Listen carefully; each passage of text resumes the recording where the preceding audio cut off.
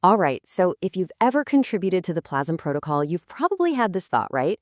Where does my money actually go? Well, today we're going to pull back the curtain and show you exactly how your contribution is used to build a permanent defense for the entire system. Okay, let's get right into it. Here's the plan for today. We're going to start with a big question every investor should ask. Then we'll look at where value really comes from, follow the money on a typical contribution, stack up the good versus the bad, yield versus sell pressure, and then the big one, we'll zoom out and see when the whole system hits this massive turning point. All right, first up, the critical investor question, and it really boils down to this. Does my contribution actually hurt more than it helps? And this is a concern we hear all the time, and it's a totally fair one. It goes something like this. Look, when I pay the contribution and restake, I get a ton of new PLAZM tokens.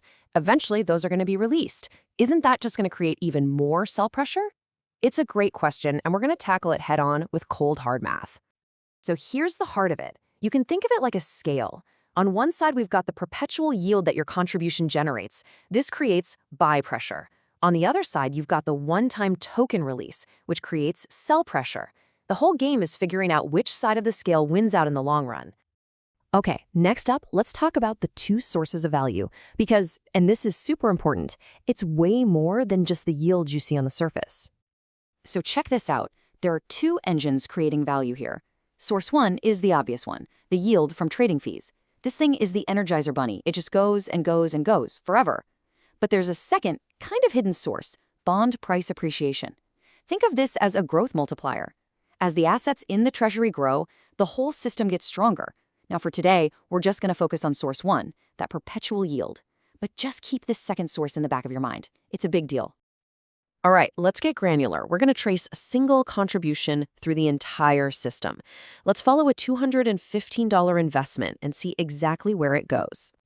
So here's the journey in 4 simple steps. 1, you contribute, let's say, $215 in ETH. 2, the treasury immediately takes that and buys permanent assets, in this case, 3.3 DEX5 bonds. 3, these bonds start spitting out yield right away. We're talking perpetual yield. And 4, that yield gets piped directly into the buyback and burn pools. And what do? They buy PLAZM off the market and destroy it. Forever. That forever part, that's the key. So what does that actually mean in dollars and cents? Well, that single $215 contribution creates about 16 cents a day. Now, I know what you're thinking. 16 cents? But here's the thing. It's 16 cents times every single day forever, dedicated to creating buy pressure and defending the price. It never sleeps. It never stops. And that little stream of 16 cents, man, it adds up fast. In just 1 year, your contribution has generated almost $60 in pure defense funding. 2 years in, it's almost $120. Fast forward to year 5, and it's pumped out nearly $300 worth of buy pressure. Let's put that in perspective. 139%. That's how much defense funding your original contribution generates in just 5 years. It has more than paid for itself just in terms of strengthening the protocol. And remember, that's only 5 years. It keeps on going after that. Forever. Okay, so we've nailed down the defense side. It's permanent. It's powerful. Now, let's flip the coin and look at the other side of the equation, the sell pressure. So when you restake, you get something like 9,000 new PLAZM tokens. Now, in a worst-case scenario, every single one gets dumped on the market. But that's not realistic, right? People hold, they restake.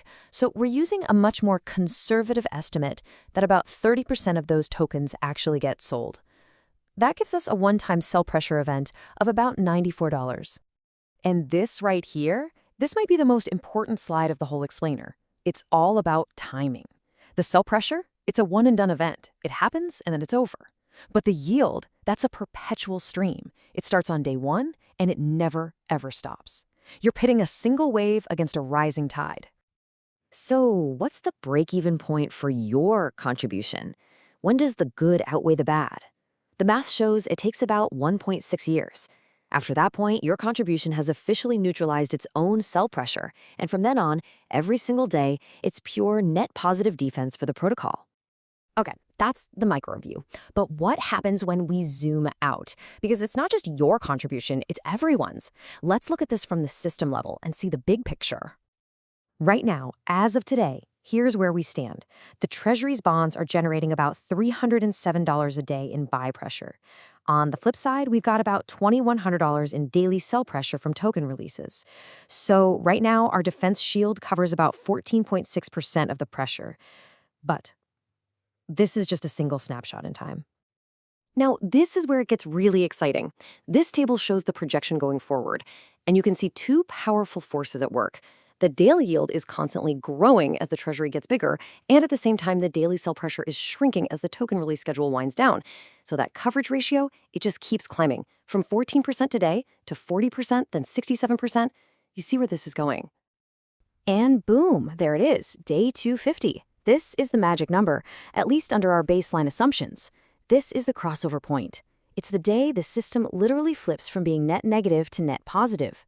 The perpetual buy pressure from the yield finally overtakes the sell pressure. From this day forward, the protocol itself is a net buyer of its own token. And once we cross that line, the momentum really picks up. Check this out. By day 365, just a few months later, the coverage ratio is projected to hit over 200%. That means the daily buy pressure is more than double the sell pressure. The defense flywheel isn't just turning on its own, it's spinning faster and faster. So let's wrap this all up. We've gone from a single dollar all the way up to the entire system. What does it all mean for you? And what's coming next? Okay, here are the big takeaways from part 1.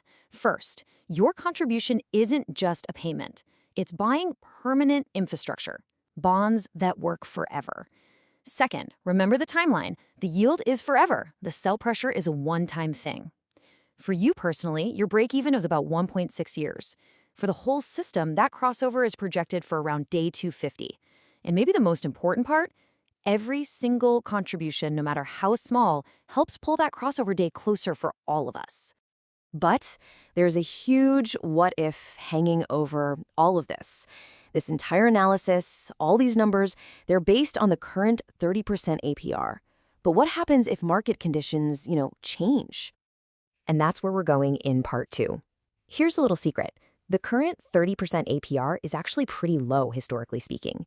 In a bull market, we've seen these assets kick off 65%, even over 100% APR. So next time, we're going to plug those numbers into the model and show you what happens. Trust me, you're not going to want to miss it. It changes the entire timeline.